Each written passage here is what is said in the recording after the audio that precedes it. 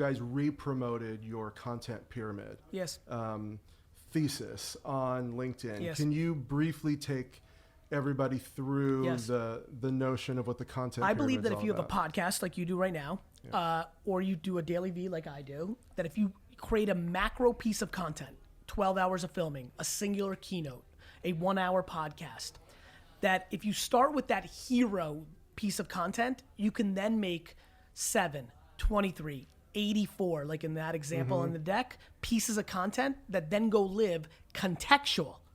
And let me say this very carefully. Right. The video that I play on Facebook versus the video I play on LinkedIn is going to maybe have different copy, may start at a different point. I've been screaming at my team, I don't scream as they'll tell you. I've been passionately communicating through text that thumbnails and titles matter way more than this fucking team realizes. So let's get our shit together. Let's win. Because it's what stops the scroll. Of course, context. Yeah. You have to understand the psychology.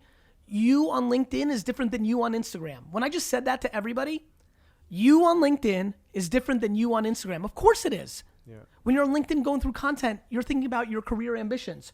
When you're on LinkedIn, you might be looking for pretty girls. You might be looking for vacation pictures. You might be looking for cool photos of food. As a business, I want your business. When I want to sell empathy wines right now. Everybody knows, right? I've started this brand.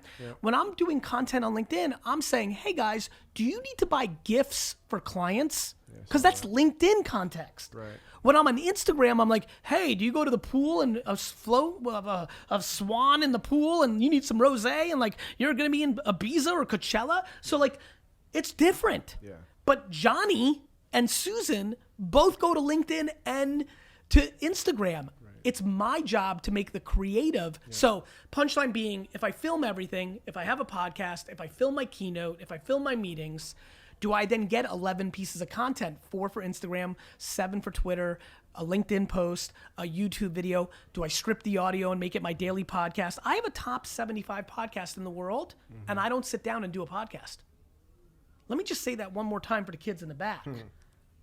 I have a top 75 podcast in the world on iTunes, which is the world, I guess, this way. I'm the only one in the top 100 that actually doesn't sit down and do a podcast.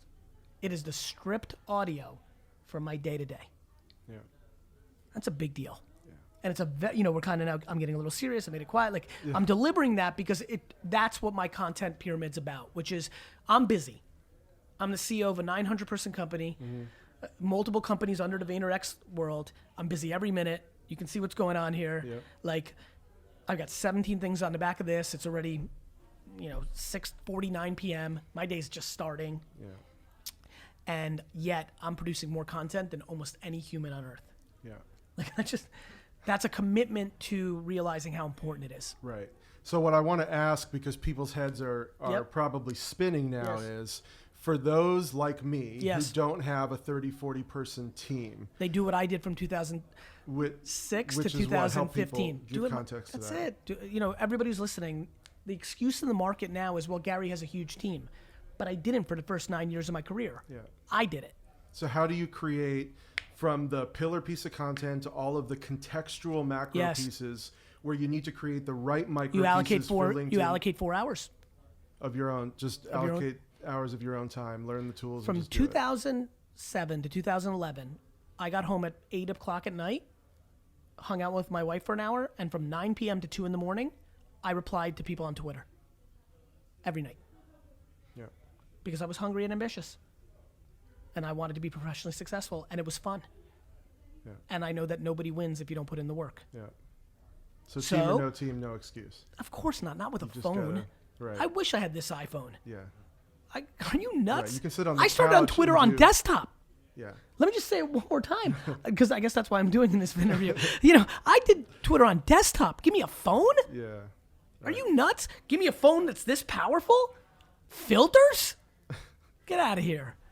All right, so let me ask you this then. Of all the types of content you create, I want to get to engagement because I want to have people focus on the types of content they can create where they're going to get the most traction. The kind of content that's every person's going to be different. Let me jump right in real fast because I want to bring you value. Yeah. The place you're most comfortable.